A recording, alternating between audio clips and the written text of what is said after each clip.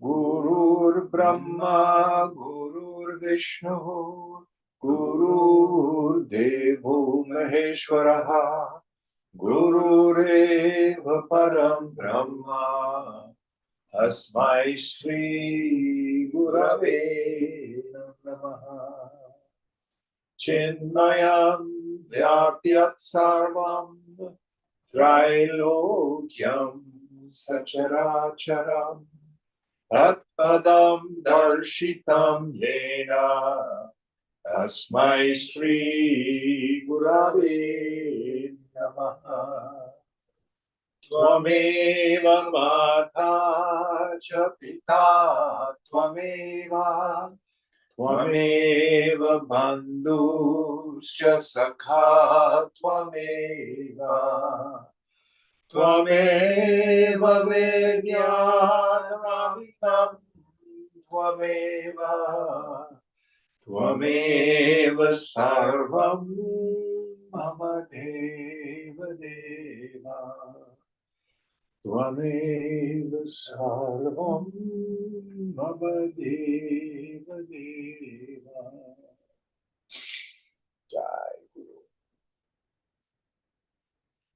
Om Sahana Vavatu Sahana Bhunaktu Sahaviryam Karavavahai Tejasvinavadhitamastu ma vidvishavahai.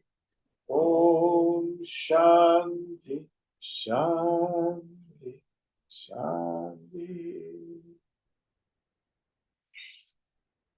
So we are still in the 7th chapter. And what verse are we on this evening? 166. And Puneet, will you help us out?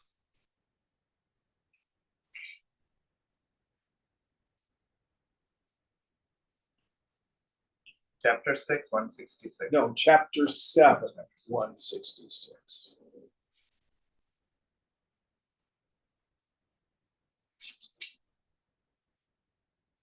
Bhogena charitat hatvat prarabdham karma giyate bhoktavya satya tabhyantya yasanam tatra jayate.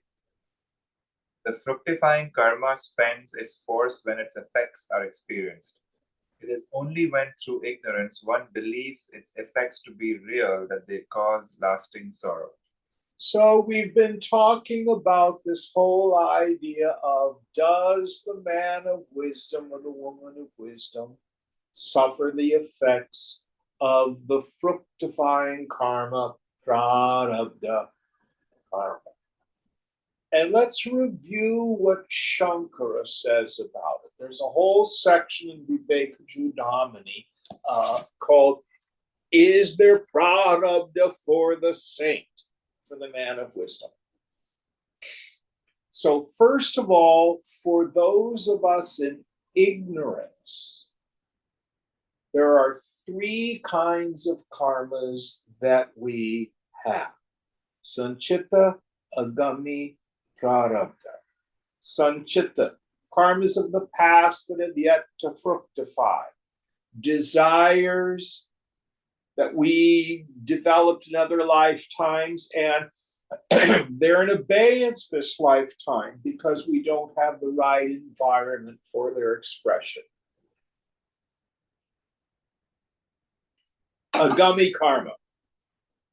Karmas of the future that we set up in this lifetime. Oh, my life really isn't what I wanted to be. It would be so much better if I'd been a king. It would be so much better if I'd been a Russian ballerina. So I set up chains of causation for the future. These are the karmas that will impel us into future lives. Both Sanchita and Agami karma are roasted at the moment of realization. This is it. There's nothing to be gained by a different body, a different environment, different circumstances. So we have the third karma, the karma of the body itself. Shankara again uses this wonderful image of the hunter who's out there in the forest and sees a bush rustle and says, aha, a tiger, and he launches the arrow and the tiger moves and oh my God, it's a sacred cow or a sacred deer. You cannot pull the arrow back after it's been launched. So the arrow of your prarabdha was launched when you went squirt out of your mother's womb. And you will go through your allotted dose of conducive and non-conducive environments, health and sickness. But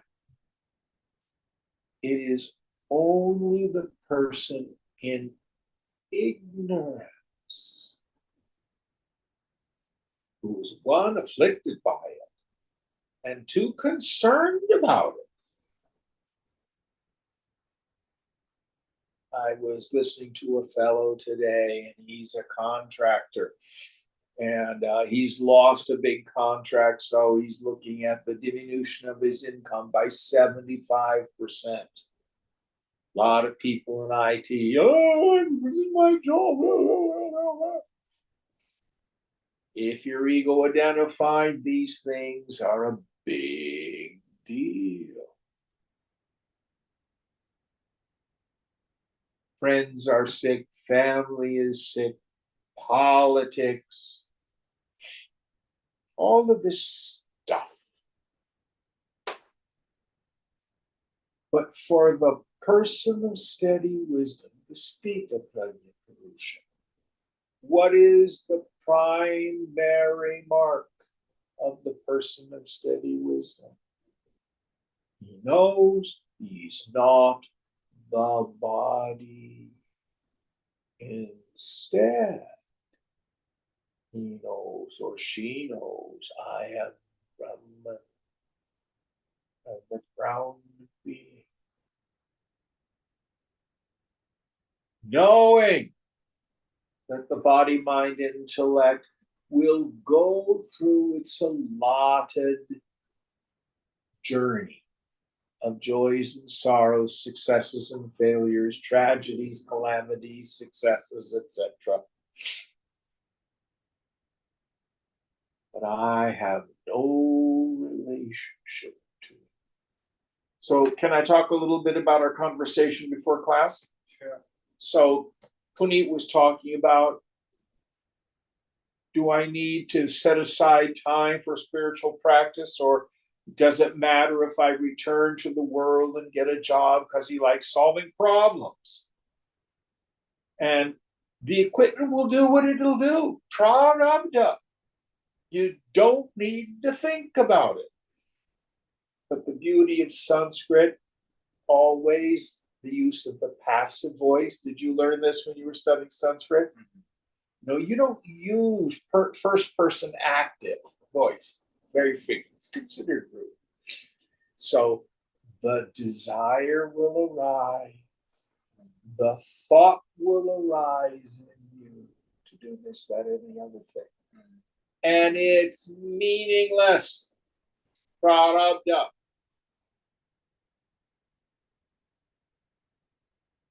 That's for all of us.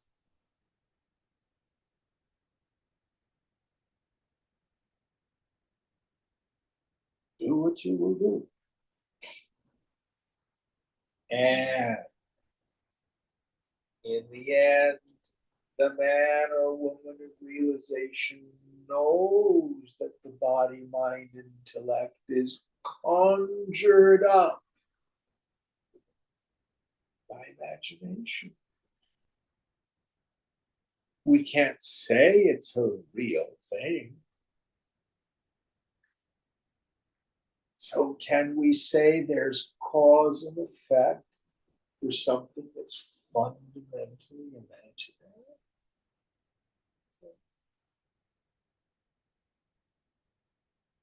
So in the end, there's not even prarabdha for a body because it's dreamlike.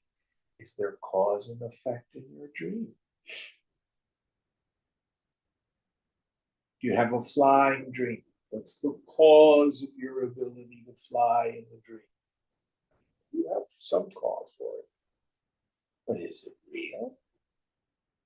Do you really?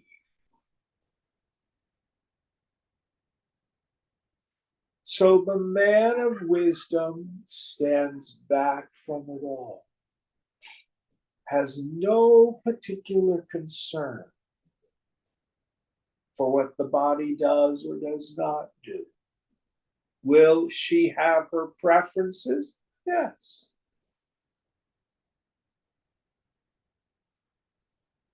But there's no more ego problem.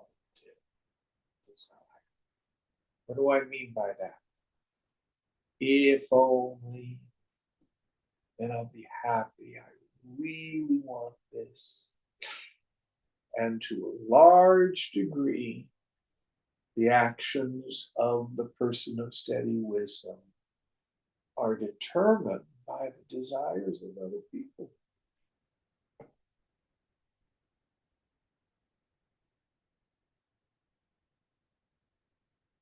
I had a person I was working with. He's a psychotherapist. And I would be working with him, sharing something, and he, Jim, why did you say that?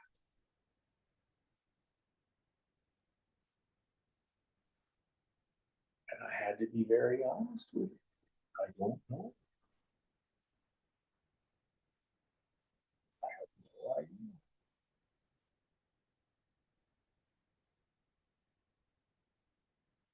I could pretend to go causation hunting because of yellow balloons. I don't know. And I have no concern.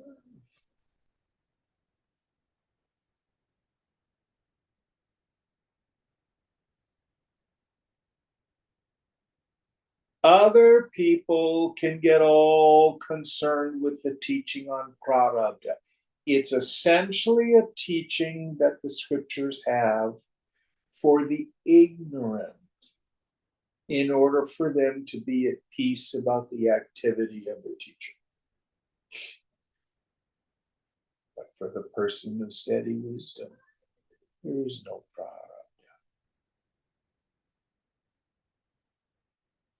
Any thoughts on this? Now, the other thing that will happen, many of you are still pretty young. There's a lot of residual activity of your prarabdha. And the image I like to use is the fan here in the living room. So right now the fan is turned on, the switch is on. Now it's got really good ball bearings in it. If Puneet were to flip the switch off for a moment, you would see no difference in the fan. But there's no more any juice. So in time, it just slows.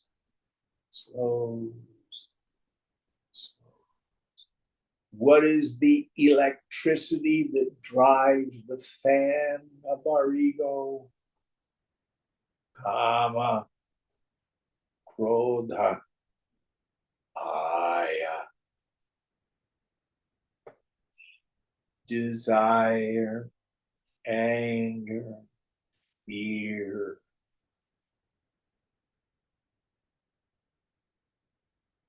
And so what the yogi finds is some activity that may have been theirs for a long time, it just stops. Fool says, oh my God, I better get some Viagra.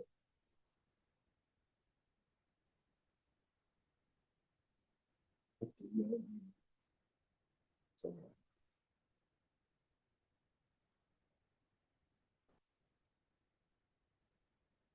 Next verse.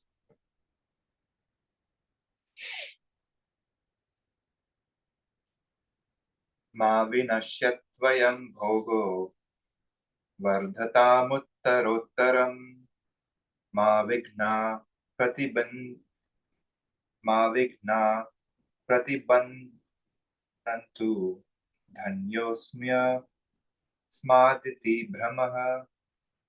Let not my enjoyment be cut short. Let it go on increasing. Let not obstacles stop it. I am blessed because of it. That was a quote. Such is the nature of that delusion. So this is the mind of the bogey. More, let nothing get in the way. Whee! There's nothing wrong with having a life filled with a ton of enjoyment. Knock yourself out. Until you don't have to do it anymore.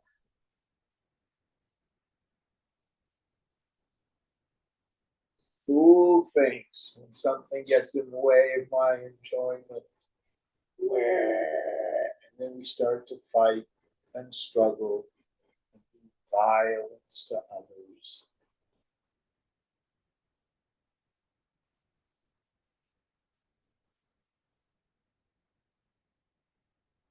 Any thoughts on this? Can we say that realization is also a prarabdha? Yes. And how deeply and when mind abides in the self also depends on the prarabdha. Absolutely. You're absolutely correct. My mind continues to go after chasing the deepest experience of meditation. And I would say, if it's a prarabdha, it will get there during the day. Let it go. I can only share with you what Ramana Maharshi said on this factor, the subject. You may have been in a class where I've talked about it.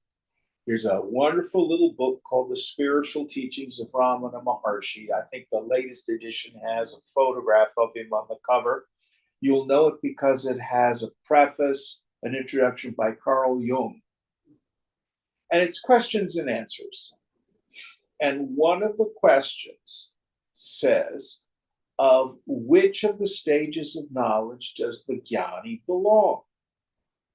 And the reference is to the 7 stages of knowledge in Yoga Vasishtha. So if you're not familiar with Yoga Vasishtha, the question is kind of obtuse. Does that make sense? And Bhagawan says to the 4th. And if you look through the Saptagyana Bhumikas, that's exactly what it says. And it says knowledge of the self. And then the disciple says, if that be so, then why have 3 others superior to it been articulated by the scripture? Bhagawan says, these are not stages of bondage and release, of freedom, moksha. They have to do with the experiences of the realized soul. Essentially, how deeply does the mind retire into Brahman? And then he says, they are not to be achieved by mere will or effort. In fact, if you're making efforts, not even a bad wisdom yet. The mark of someone at the 4th stage is you've given up struggle. They're the result of karma, past meritorious actions.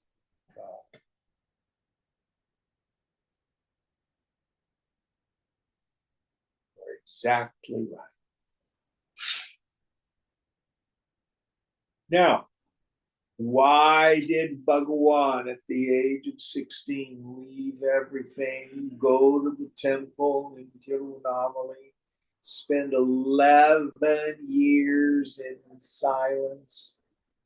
In many of the books about him, it's called seeming tapas. Only had a loincloth, lived in the crypt with all the bugs.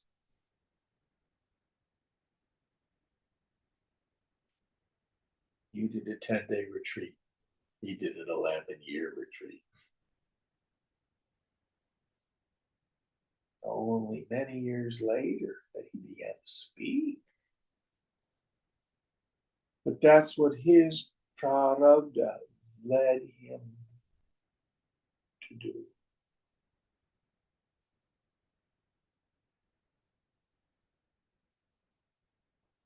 Now, why did Puneet go on a 10-day retreat and you didn't? Prarabdha.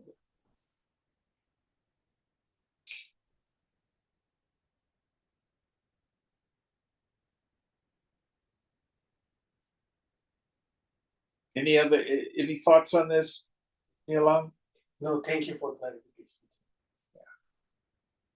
So again, this passive voice in Sanskrit. Those of us who studied Tripura Rahasyam, there's the story of Chudala. So her husband, Sikidvaja, the two of them, he's the king and she's the queen, and they decide to do sadhana. And she's very sattvic, she gets it. He does not. He goes off to the forest to meditate, do ritual, do puja. Says, wifey, you run the government. She being a realized soul, it doesn't matter. She can do government. She not only does her job as queen, she does his job as king. And then after 12 years, she says, I think he's now ready for the highest wisdom. And yes, it's a literary device, but the way it's framed is the desire for siddhis arose in her. And that's how she's able to do all this stuff of turning herself into the young Brahmin boy Kunta. But the desire to acquire siddhis arose in her. She could have didn't care, but the desire was there, so she did the tapas.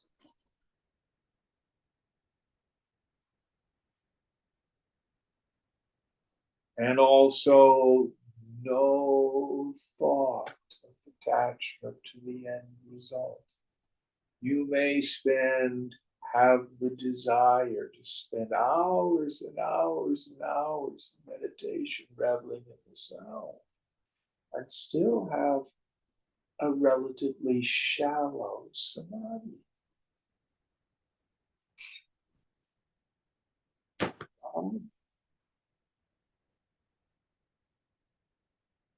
Someone else may have a very deep nirvana.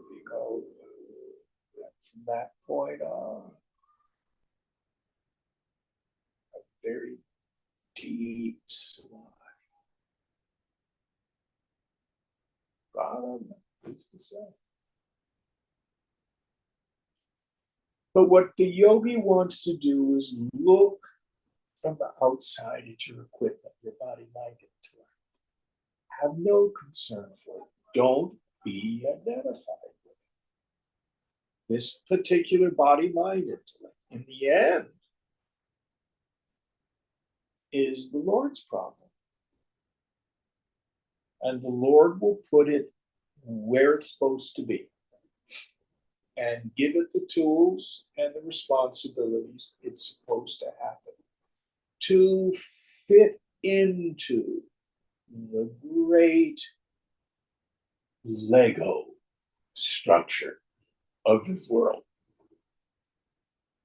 So Nilang, Puneet, you're just a Lego. in God's universe. Is that a good metaphor? Is that what Legos do? Next verse.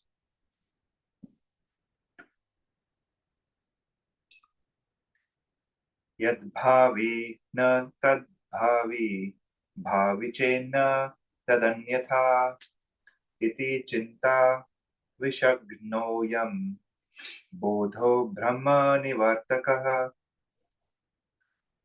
That which is not destined to happen as a result of our past karma will not happen. That which is to happen must happen. Such knowledge is a sure antidote to the poison of anxiety. It removes the delusion of grief. Yes. So the yogi lets go of any regret for the past. Lets go of any anxiety about the future. You're going to do what you're going to do. It's written.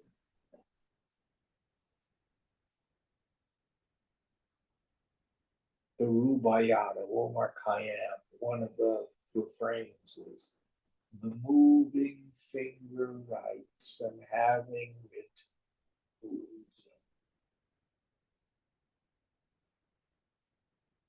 Our names are written in the book of life. That for the reference. You have your particular little job to do. And believe me, it's over very quickly.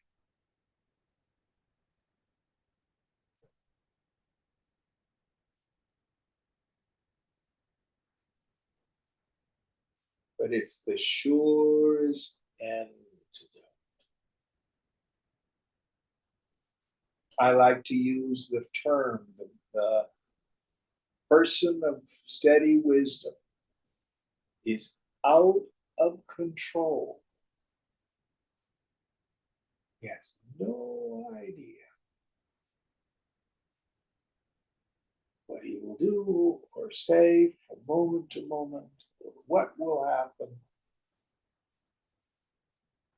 and has no real care or concern about it.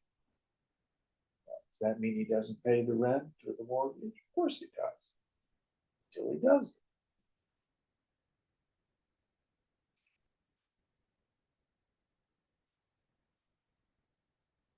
Always being attentive to the now.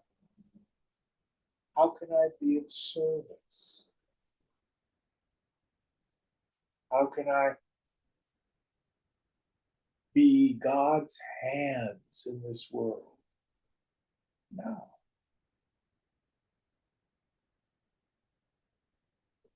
Next verse.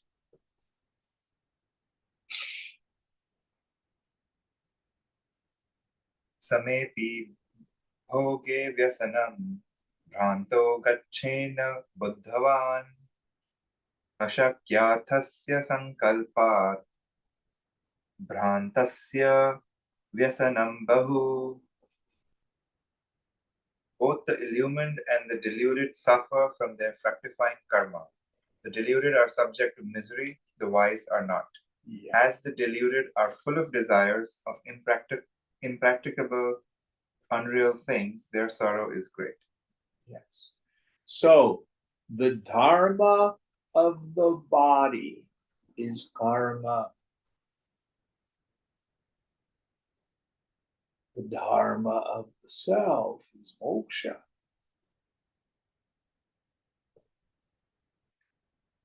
So both the ignorant and the enlightened will get their allotted dose. Joys and sorrows, successes and failures, health and sickness.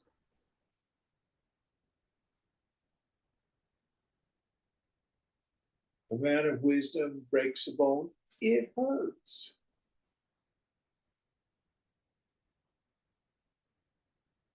But the person in ignorance has this overlay of egoism on top of the conditions of the body. the conditions of life.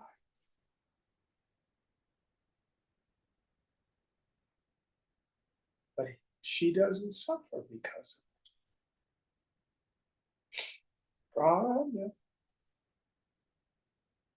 That's what happened. Force of the past.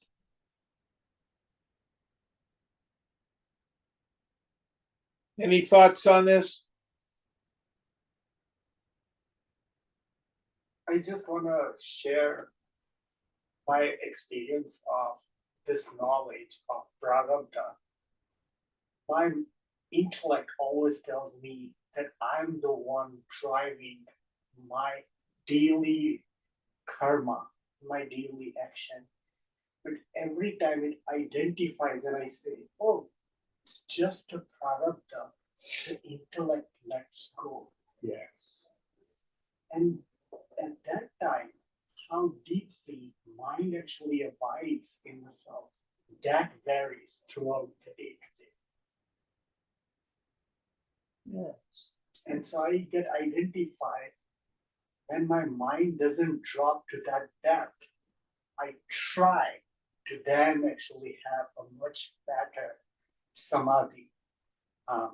And then I have to actually practice again of even letting that go and say, that's also Absolutely. Samadhi's a mind state. Depends on how you define it. You can say nirvikalpa is who you are, not a mind state. Both are true. You're right on the button. You exactly understood the practice. Good work. Next verse.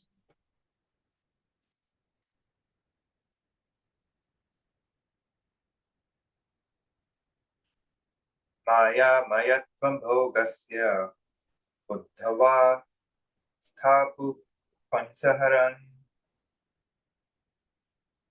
bhunjanopi na sankalpam kurute vyasanam kutaha. The illumined man knows that the enjoyment of desires is unreal. He therefore controls his desires and prevents impossible or new ones from arising. Why should such a man be subject to misery? So many of you have heard me say that the world becomes trinkets and baubles. Doesn't mean that there's not some enjoyment in the world, but there's no jonesing after the world.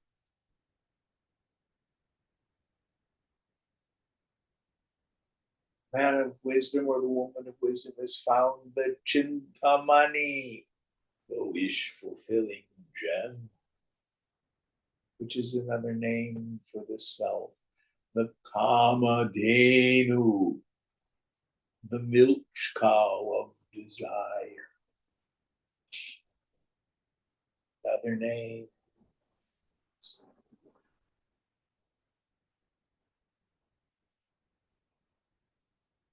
I like to tell people I'm a hedonist. I'm a pig. I have always been a pig. The world just got too small. Way, way too small.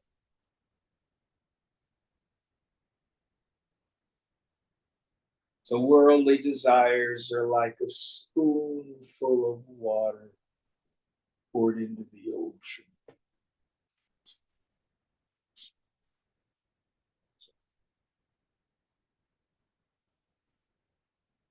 And when things leave, what do we do? Next.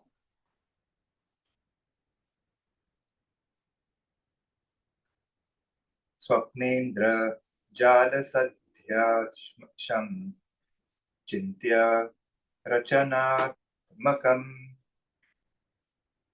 trishnashtam jagat pashyan katham tatranu.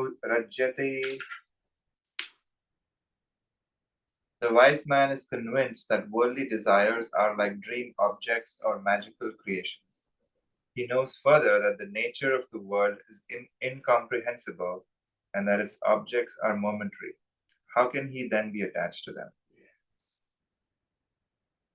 So it is like the images in a dream, but the senses are very powerful. Someone was telling me, I can't remember who it was, that they were going to some virtual reality exhibit. Might have been sound. And they had mirrors on the floor and mirrors above. Was it she that was telling me about Yes, this? it was Yeah. And of course, you had this sense as you look down of it being this infinite depth going down. And you know it's a solid flat floor. But you don't want to step forward on it. How powerful are the senses?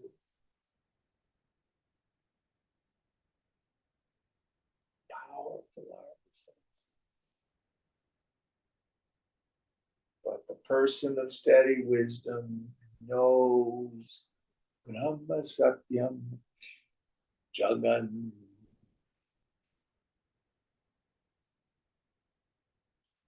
Seen but not real. The world is not good or bad. Listen carefully. There is no such thing as worldly enjoyment. Doesn't exist. The only joy is the mind coming home to the self in some way or another. How deeply? We can either use an object to get there, a mediated form, or non-mediated form. But all that's different is the methodology, not the joy itself. There is no joy in the world. It's not disgusting, it's not bad, it's not evil, it's not tempting. It's shunyata. It's void. It's mithya. Illusory. The only joy there is what my mind attributes to. Made it all.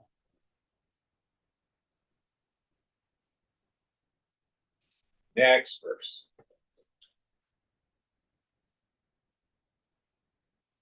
Swaswapna marapokshena drishtva pashyan swajagaram chintayeda pramatta sat anubhanu nudinam muhu. One should, when awake, first picture to himself vividly what he has seen in a dream, and then carefully and constantly think over the conditions of dreaming and wakefulness. So here, Vidyaranya is brilliant. He agrees with me. I say over and over again, Vedanta becomes very easy to understand if you go to the dream state. You are the god of your dream. In Mandukya Karika, second chapter, Gaudapada goes through waking state, dream state, waking state, dream state, to show us there's no difference.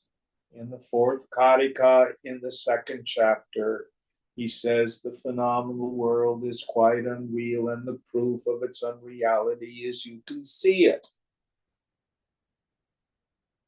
So in the dream state, first comes Mini Maya, Avarana Shakti, failing power, called deep sleep. What is the nature of deep sleep? Ignorance.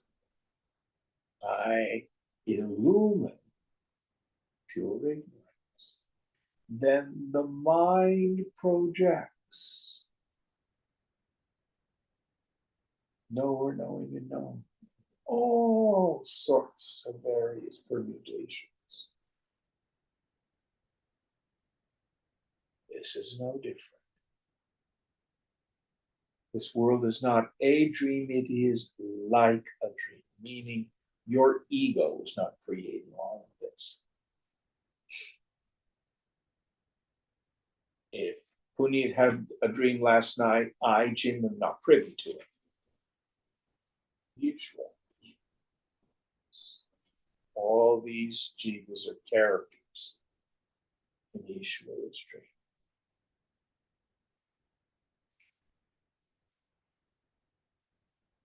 Seen but not real.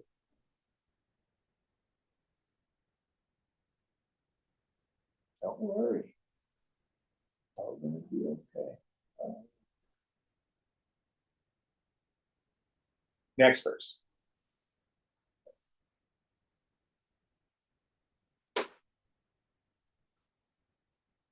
Chiram tayo sarvasamyam anusandhaya jagare satyatva buddhi satyajya nanurajyati purvata. An aspirant must observe long and find out the essential similarity of the dream and waking worlds. He should then give up the notion of the reality of the worldly objects and cease to be attached to them. Yes. So there it is. Are you guys still online? I see all sorts of cameras going off. Yeah, we're here. Oh, okay. So the idea here is continue to analyze how the objects of the dream appear to the dreamer. Right now, we're in my living room and the chair seems real, the table seems real, the lamp seems real. But how do you know you're not in the midst of a dream? Because to the dreamer, same kinds of perceptions seem real.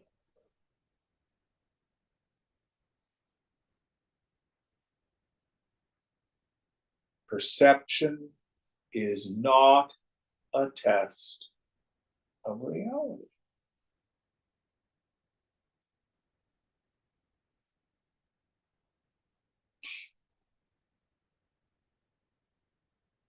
So what do we do with that? Turn down our chintya, rumination over past experiences. I think in Hindi, doesn't it mean worry? Good word. Let it go.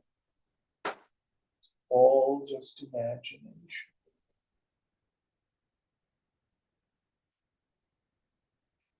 Next verse.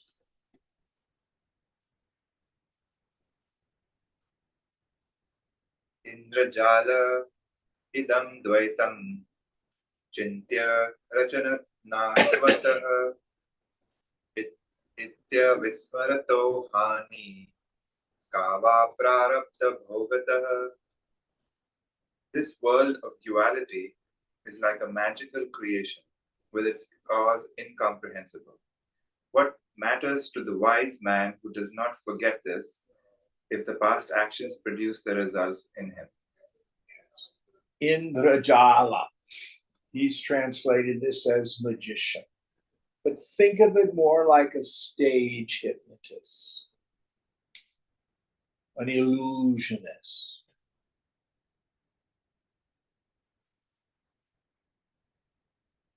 That's what this world is like. So if you go to a magic show, you see a lady in a box, and the magician saws her in half. I just killed the lady. And so she starts waving at people. Illusion.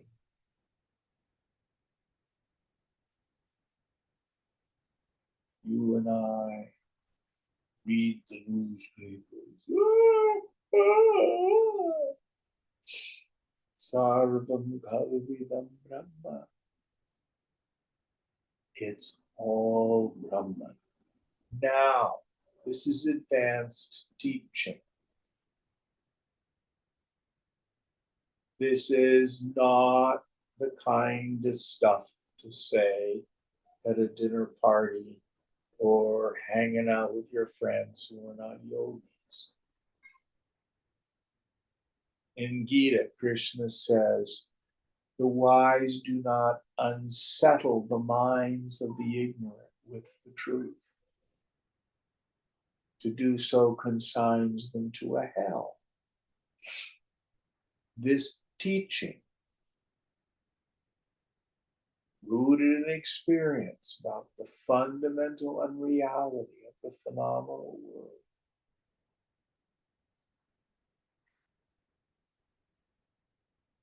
it's true, but it's only useful teaching to those ready to receive. Next verse.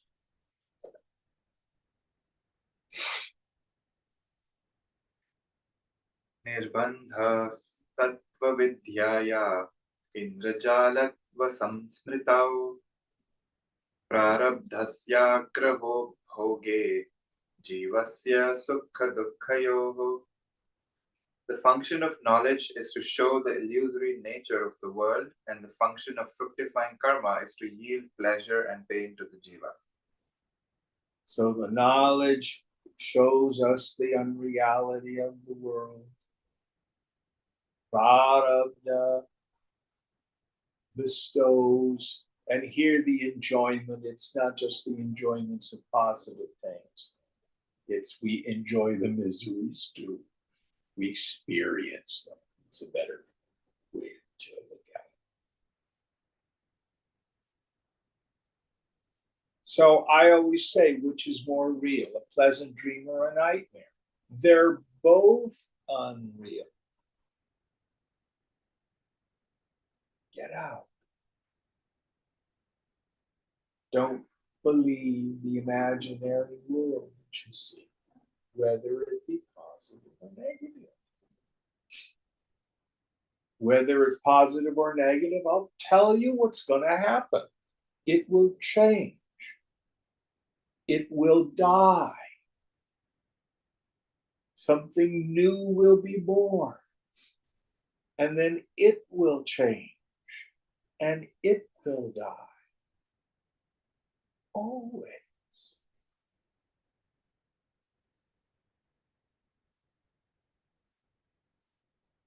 Doesn't mean we don't enjoy.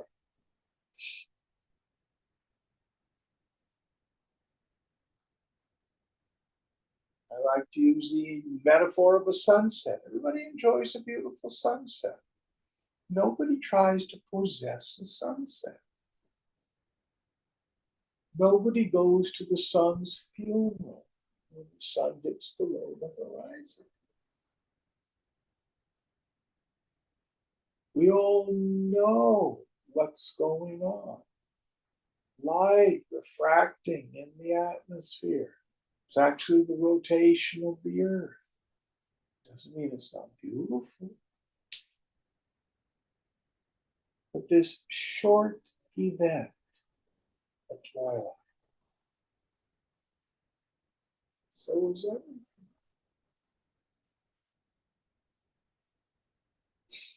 Next verse.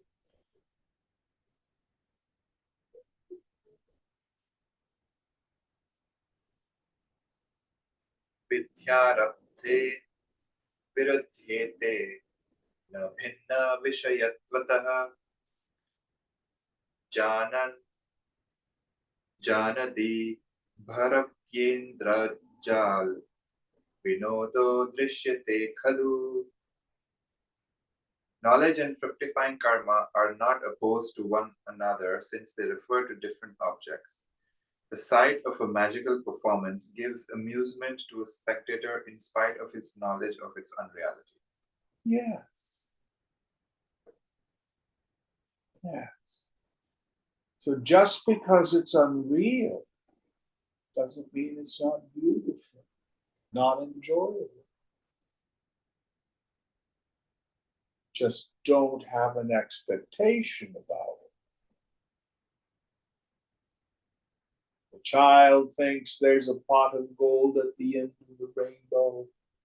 Mommy, get in the car. Let's drive to the end of the rainbow. But you and I can enjoy the beauty of a rainbow after the storm. Knowing what it is, it's an optical illusion. Still beautiful.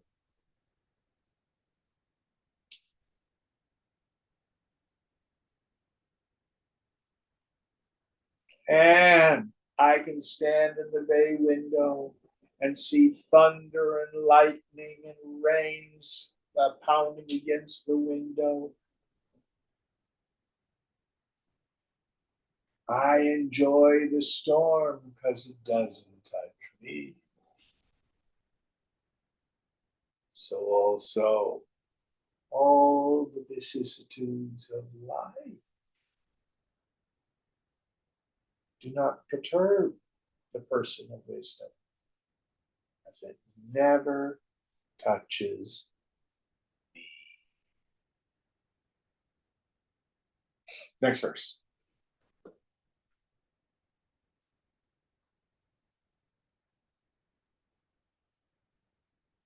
Jagat satyatva ma padhya prarabdham bhojayedyati tada virodhi vidyaya bhogamatrana satyayata. The fructification of karma would be considered to be opposed to the knowledge of truth if it gave rise to the idea of the reality of the transitory world. But the mere enjoyment does not mean that the enjoyed thing is real. So you can go to a movie and enjoy it and know it's not real. We have an experience of this all the time. You can go to a tragic play and weep and know it's not real. So also, the surface part of the mind interacts with the world. There's another image that's in Yoga Vasishtha that I'm fond of. So the foolish person is like the person in the Indian summer, hot season, standing on the banks of the river, being roasted from head to foot. But the person of wisdom is like the one who's waded out into the water up to his shoulders. And from here on up, he's still in the sun. But from here on down, Shitala.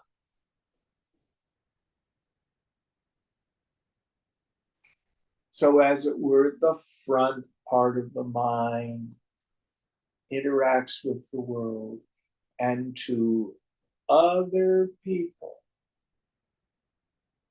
The person of knowledge looks like, acts like everybody else. They may see them as more joyful, more peaceful, but there are no outer marks. This whole transformation is interior. Next verse.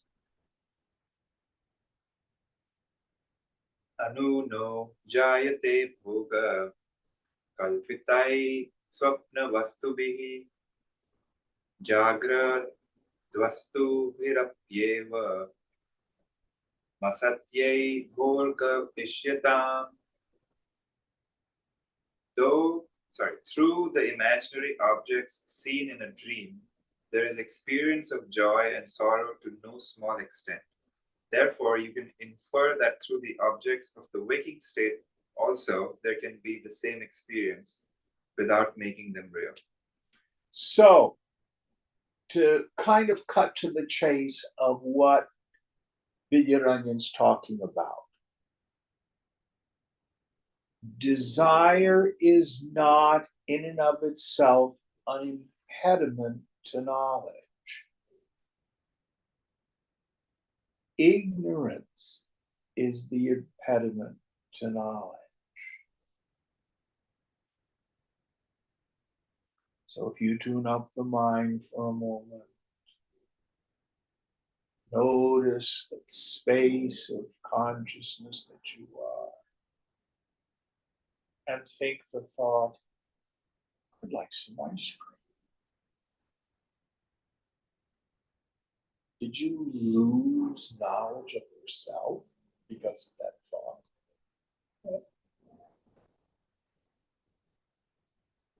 But if ignorance comes down, then when desire arises, it's serious business.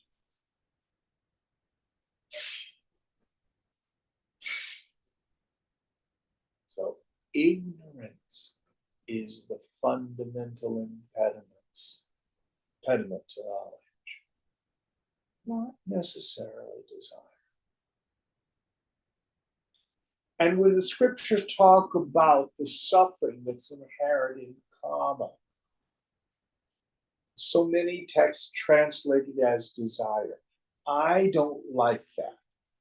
Personally, I prefer to translate karma as craving. Because a preference is not problematic if you can let go of it. What's problematic is when it's a craving, when there's the quality of insistence, when I have lost apprehension of my self-nature. I am a person, and this desire is real stuff, and it's serious. That is problematic. There's every chance of a desire becoming a craving due to ignorance. Well, you'll have to cross that bridge for yourself. You'll find out.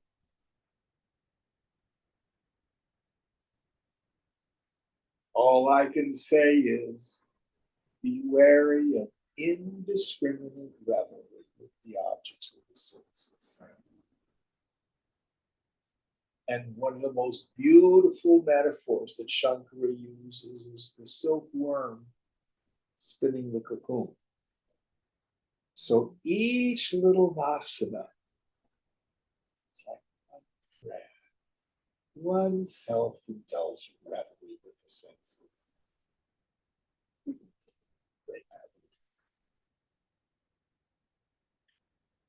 But if you don't, and another, and another, and another. And what will frequently happen if you're a mature yogi, you will not lose sat, you will not lose chit, but your ananda will recede.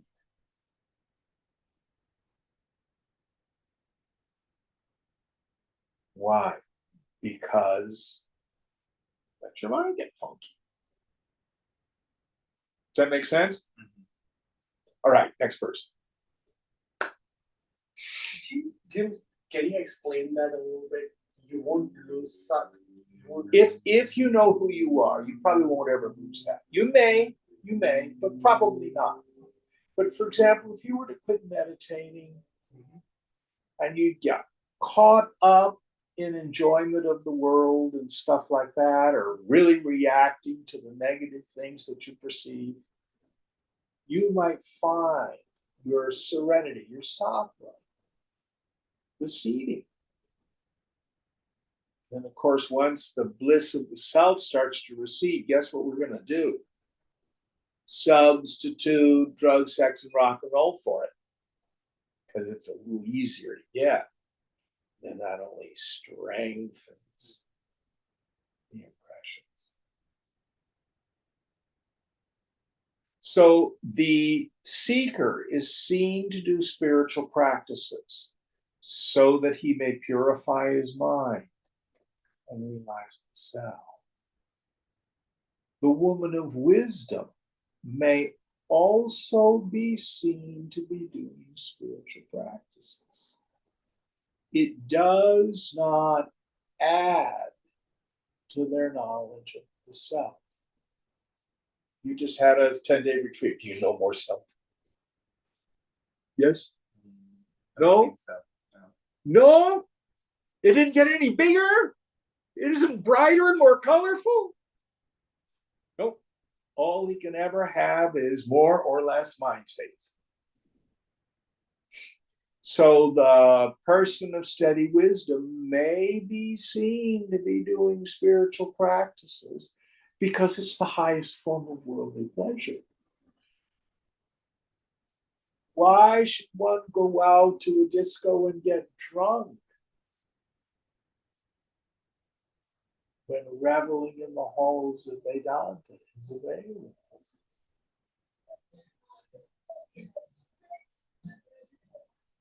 Did that make sense? Absolutely. Next verse.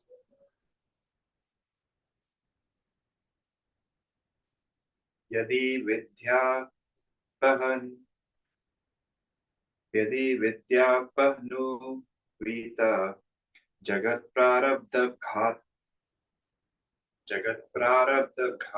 ghatini tada syana tumayatva bodhena tatpavahnava.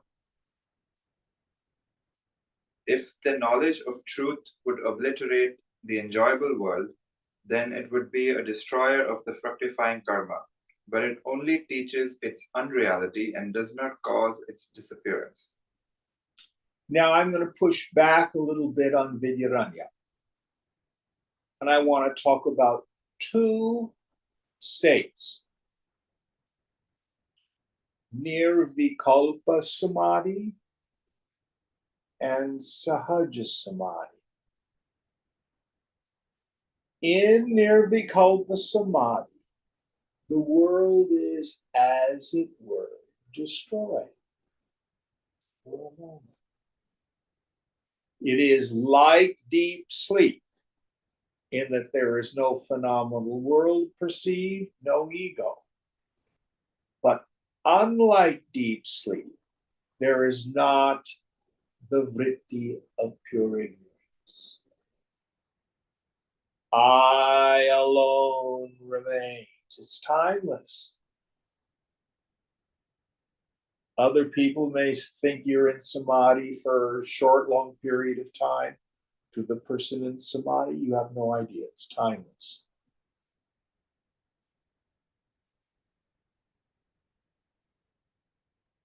Sahaja Samadhi, though, the world is perceived, senses function, mind things. But we know its fundamental dream-like nature.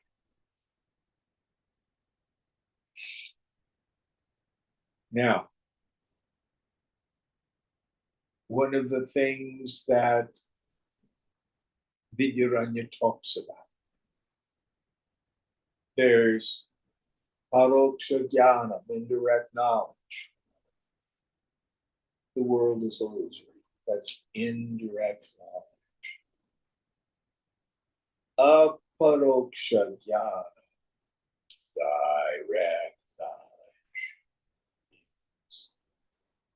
I know experience, unreality of the world, unreality of the ego.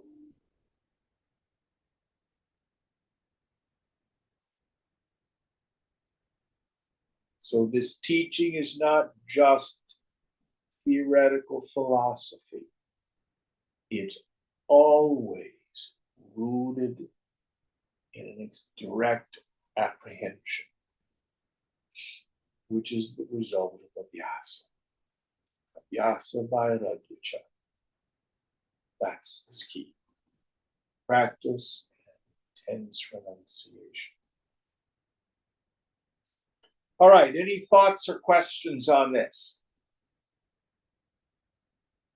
I think this is a good place to stop. We can do a few minutes early.